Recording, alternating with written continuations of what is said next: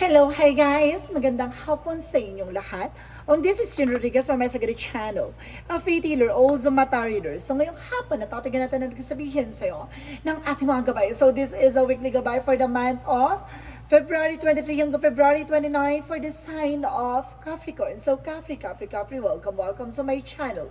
Ano kayang messages, advices, at spirit guides ang ating masasagap for today's video? Kano naman kayang energy or kaganapan sa buhay ng mga Capricorn ng ating mga hagilap? So guys, this reading is a general reading namang hindi lahat makaka-resonate.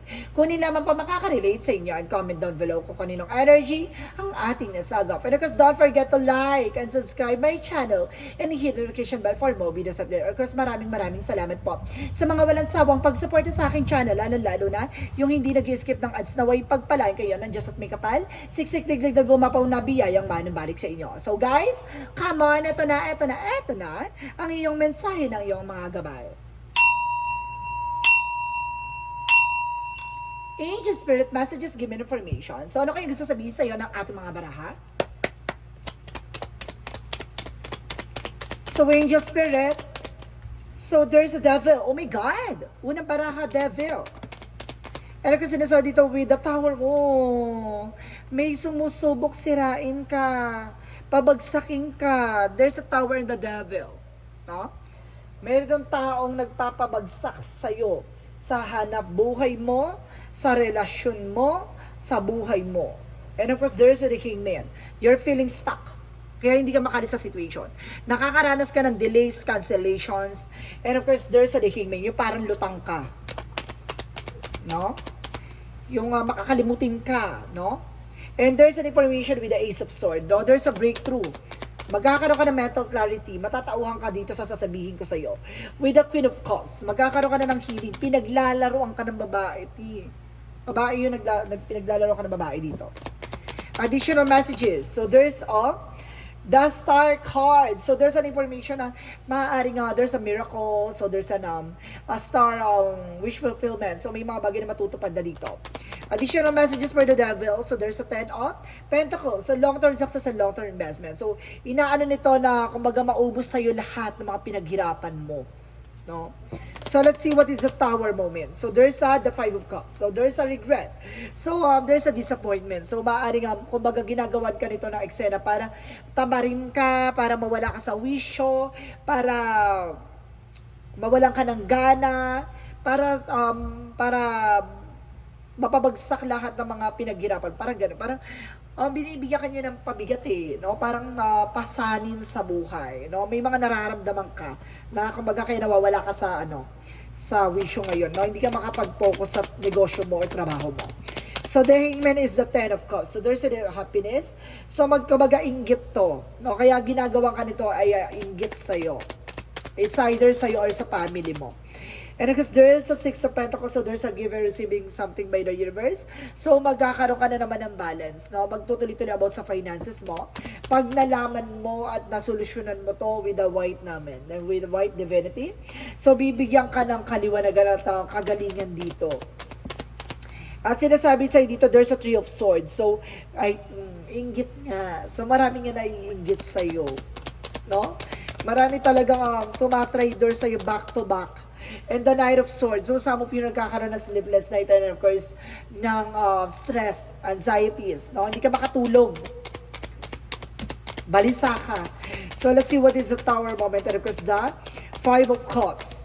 So there's the King of Wands. So control, no? Kumbaga nagiging mainitin ang ulo mo din, nagiging bugnutin ka. And there is a 4 of Cups, no? Maaring binigyan ka ng pagkain nito na tinanggap mo, na kinain mo, kaya ganun, no? Kumbaga inuunti-unti ka. Or either kumakain ka galing sa labas, yung mga karinderiya, may pataong ngayon, ayun pala may lihim na inggit sa'yo or galit sa'yo. And there is a 5 of Pentacles. So see, kumbaga sinasabi sa'yo dito, kailangan malaman mo at matuklasan mo kasi magkakaroon ka ng financial loss, no? Mauubusin sa'yo lahat. And there's the Lovers. So may kaugnayan about sa love life, no? Maaaring naiinggit din sa asawa mo or may gusto sa asawa mo. Ang asawa mo kasi is the King of Cups, devoted and supportive person. Inggit nga sa pamilya mo. Inggit to sa relasyon mo, inggit to sa asawa. Gusto nito makuha yung asawa mo, no? Gusto nito matikman yung asawa mo. Gusto na, baka either kabit ng asawa mo or kaharutan or kalandian ng asawa mo. So let's see what is the outcome. Ang outcome for you is the King of Pentacles, no? Practicality. Kailangan mo maging practical, and the word card, there's a trouble. Success, no? Marami kang trouble dito, guys. At the same time, there's the Full card. So there's a leap of faith, no? Kumbaga na new beginning. So may mga bagay na, kumbaga magkakaroon ka ng bagong simula, kailangan mo lang maging practical. Maaring some of you guys nasa ibang bansa ang person mo, or ikaw yung nasa ibang bansa. So let's see what is additional messages for career or finances. So there's a Ten of Swords, backstabbing, and the Wheel of Fortune. So see, kumbaga inaano nito na mawala sa iyo lahat, no? Parang the Wheel of Fortune kasi kumbaga is a blessed good luck, but kumbaga sinamahan na Ten of Swords, backstabbing. So maaaring pinaiikot-ikot ka ng tao na to, at maaaring kumbaga may traiduran at meron talagang backstab na nangyayari, no?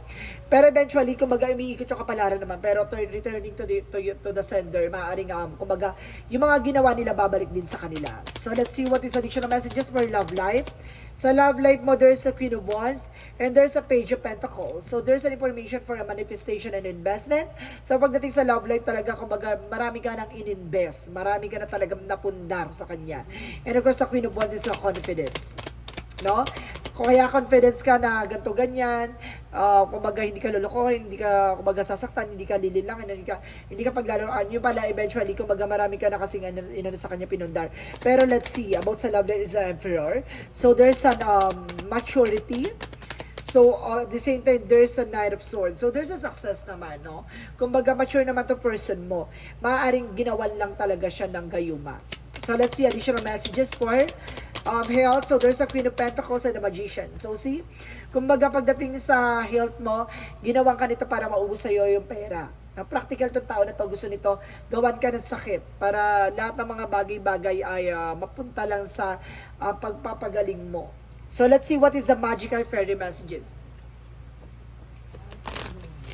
For magical fairy messages, Angel Spirit, God, please give me information. And of course, there's admit your true feeling to yourself, no? Be honest with yourself. Tanggapin mo sa sarili mo kung ano yung mga bagay na gusto mong makuha, no? O gusto mo talaga mangyari. So, let's see what is the Yin and Yang Oracle card. So, there's a Fikid. So, see, I told you. No, may mga paniniwala ka o may mga pinaniniwala kang tao, yung pala nagbabalat kayo. Not impostor. At the same time, there's a, see, commitment contract. Pinagkatiwalaan mo. Oh my God. Asawa mo nilalandi ng it's either kaibigan mo or kamag-anak mo. And there's an information dito with the storm, unexpected, no? Kumbaga, hindi mo in-expect na masisira ang pamilya mo. And there's an Ace of Fire, Leo, Aries sa guitar. So, sa either baka yan ang person mo. So, let's see what is Archangel Raphael messages for you. Ano message sa'yo ni Archangel Raphael? So, consult to the nutritionist. So, kailangan mo magpa-consult sa nutritionist. Kumbaga, there's an information na pumapayat ka or hindi normal ang pagpayat mo or either tumataba ka, hindi normal ang pagtaba mo. So, there's a meditation. Kailangan mo mag-meditate, no? Kailangan mong, nananaginip ka nga. Oh, okay, thank you. Nananaginip ka, kaya paulit-ulit yung panaginip mo or either iba-iba yung napapanaginipan mo. So, let's see what is our Archangel Michael messages. You're on the right path, sa tamang direction ka, ha? Kumbaga, kung sa ito nangyayari, kumbaga, tumugma sa iyo, nasa tamang direction ka. Tama yung napapakinggan mo to, at tama yung mga bagay na dapat mong gawin.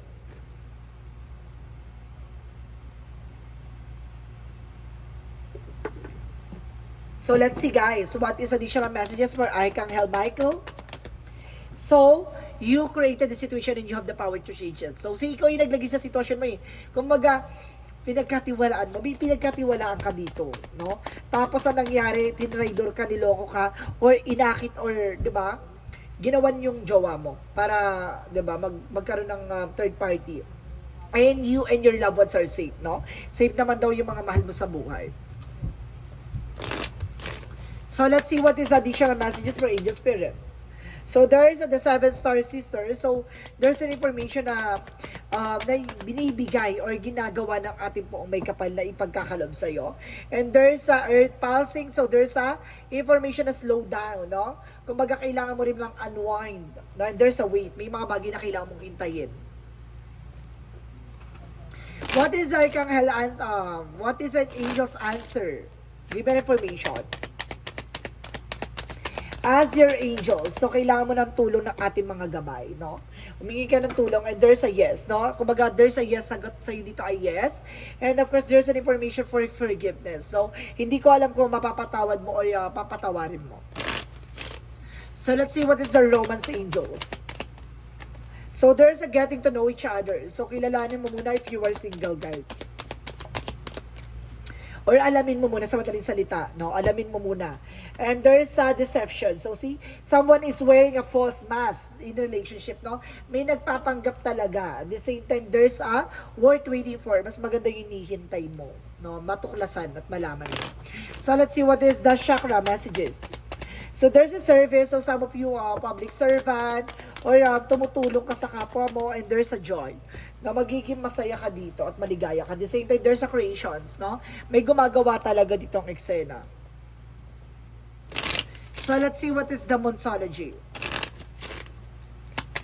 Monsology represents meditation and contemplate. So, kailangan mo talaga magdasal, magmuni-muni. And there's an information by it's time to take an action. So, kailangan mong kumilos, kailangan mong gumalaw, at kailangan mong magdesisyon as soon as possible. And there's a work through your fears. So, kailangan mo labanan ng takot at pangamba mo. So, let's see what is the angel's messages. There's an heart desires. Kung ano gusto ng puso mo, sundin mo guys, no? And of course, sinasabi dito with the spiritual teacher, so kailangan mo albularyo guys, no? Kailangan mo ng tutulong sa'yo. Angel Spirit, please give me information. And there is adversity, so kailangan mo dito ng kumbaga may maraming kang challenges na natututunan pero kailangan mo matutunan. Kumbaga maraming kang challenges na malalaman at kailangan mo matutunan. And there's an information for regret, no? Marami ka panghihinayang at pagsisisi. And there's a death card for ending and a new beginning. May mga bagay na matatapos na at may mga bagay na magsisimula na. Additional messages for Angel Spirit. So there's a green for love. So there's a love involvement. And of course, guys, there's a commutation for full moon. So there's an happiness, guys. At the same time, there's an inner truth, no? May malalaman ka at matutuklasan ka. And there's a fear is for environment. So, ibig sabihin na sa paligid mo lang. At the same time, there's a stairs, direction, so timing. So, tamang direction yan, guys. Sana sa tamang wisyo ka sa talagang pagdadaanan mo talaga yung mga bagay na yan. There's a stairs. No? Talagang pagdadaanan mo. So, let's see what is the energy. So, there's a corcanopia. So, kailangan mo ng fruit and vegetables. And there's an all tied up. No? Kailangan mo nang kumawala sa negativities. At the same time na there's a journey, talagang pagdadaanan mo talaga. Para kita may mga daanan ka talagang kailangan mong pagdaanan. So there's a temple path, so there's a lot of discoveries. Marami ka na talaga madidiscover, marami ka malalaman, marami ka pa pagdadaanan. Or may mga pinagdadaanan mo ay kumaga kailangan mong bitbitin yan. And there's a with God all things with are impossible. So pagdating daw sa ating Panginoon, wala daw imposible pagdating sa Kanya. Kaya maniwala at magtiwala. Ipagdasal mo yung mga bagay na hinaing mo, yung mga iyak-iyak moment mo, yung mga drama-dramahan moment mo, ihiling mo lang sa Kanya na kung para sa'yo, para sa'yo. Kung hindi para sa'yo, pakawalan na. Alisin na lang sa landasin mo. So let's see what is the angel's number. Angel's number represent a 444. I am protected. So sinasabi dito guys, trust your journey. Trust the way your life unfold. And trust the way you are where you need to be and the present moment. So, protektado ka, kaya ka dinadaan dyan sa way na yan kasi kailangan mong pagdaanan. No? Oh my God, ang ganda ng reading mo.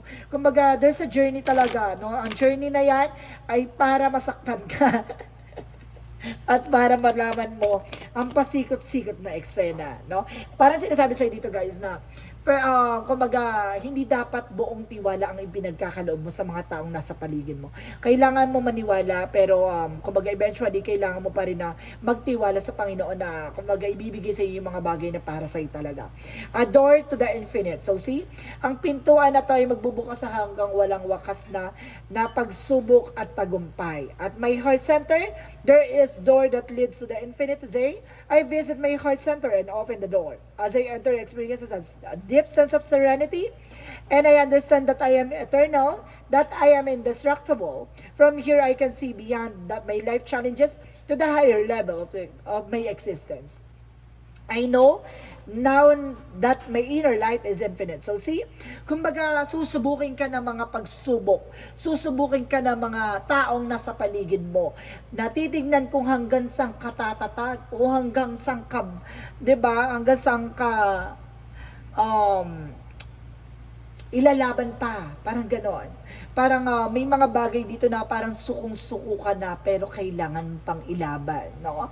Kumbaga kailangan mong maniwala sa ating Panginoon na sa likod ng mga pinagdadaanan mo ay may kaliwanagan at magsisilbing liwanag mo na para makamit mo ang tagumpay na inaasam-asam mo. So this is a weekly gabay for the month of February 23 hanggang February 29 for this sign of Capricorn. So Capri, maraming salamat for this wonderful reading. So this reading is a general reading lamang, hindi lahat makaka-resonate. Kunin lamang pa makaka-relate sa inyo and comment down below kung kaninong energy ang ating nasagap. And of course, don't forget to like and subscribe my channel and hit the notification bell for more videos update. And of course, maraming salamat po sa mga walang sawang pagsuporta sa aking channel, lalo na yung hindi nag-skip ng ads na way pagpalain kayo ng just at may kapalisiksik diglig na gumapaw na biyayang manong balik sa inyo. And of course, maraming salamat and see you in the next video. Bye-bye and babush!